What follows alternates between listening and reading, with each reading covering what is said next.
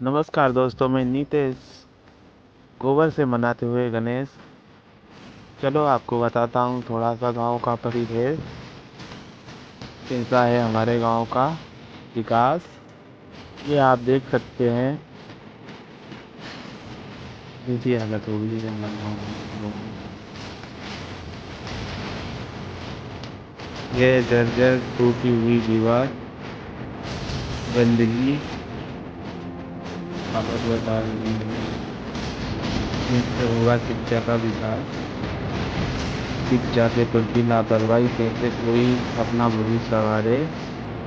भले ही ना हो पाई गलियों की प्यास, रोड किनारे पत्थर पड़े बिना नल के। कार्यकर्ताओं ने तो भर लिए घर। हाँ तो मित्रों, ऐसा है हमारा लखनवाद। जय हिंद जय भारत।